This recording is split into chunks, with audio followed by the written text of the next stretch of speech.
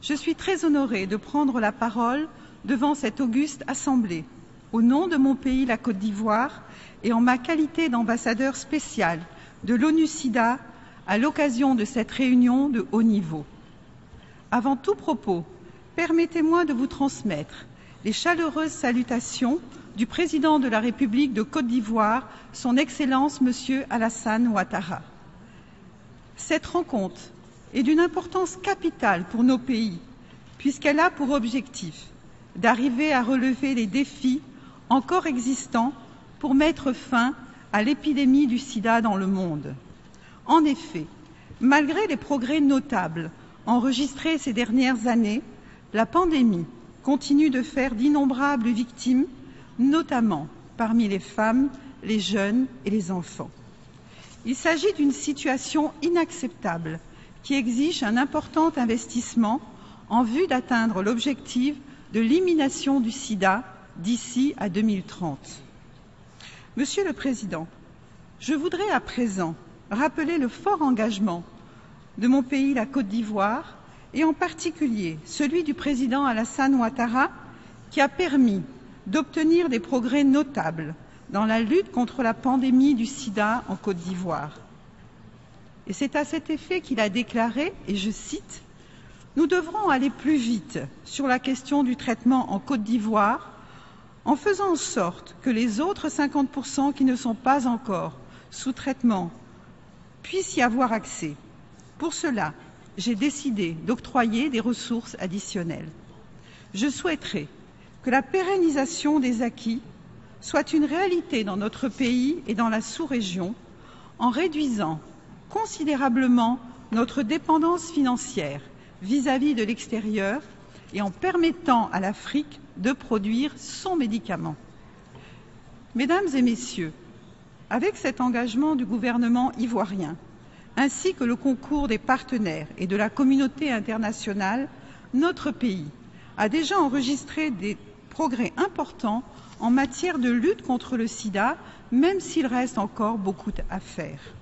En effet, les nouvelles infections à VIH ont diminué de plus de 50%, passant de 52 000 en 2000 à 25 000 en 2014. Pour ce qui est de l'accès au traitement, plus de 150 000 personnes vivant avec le VIH sont sous antirétroviraux. Le pourcentage de femmes enceintes séropositifs qui reçoivent des antirétroviraux a fait un bond significatif, passant de 46% en 2012 à 80% en 2014. En matière de lutte contre la stigmatisation et la discrimination, la Côte d'Ivoire a adopté une loi spécifique pour la protection des personnes vivant avec le VIH-Sida. L'obtention de ces résultats notables a d'ailleurs suscité la réaction de M. Michel Sidibé, directeur exécutif de l'ONU-SIDA, qui a déclaré « La Côte d'Ivoire peut être l'un des premiers pays de l'Afrique de l'Ouest à éliminer la transmission du VIH de la mère à l'enfant avec un peu plus d'efforts. » En ce qui me concerne, j'en appelle à la construction d'un partenariat mondial fort en vue de mettre en œuvre des actions coordonnées et en synergie pour qu'au cours des prochaines années, nous puissions venir à bout de l'épidémie du sida. Je reste en effet convaincue que notre action commune permettra de faciliter un accès équitable au traitement antirétroviral. Cette étape est vitale pour combler le fossé pédiatrique du traitement du VIH et constitue un des piliers de l'objectif de l'ONU-SIDA, à savoir 90% d'enfants dépistés, 90% d'enfants sous traitement, 90% de charges virales supprimées.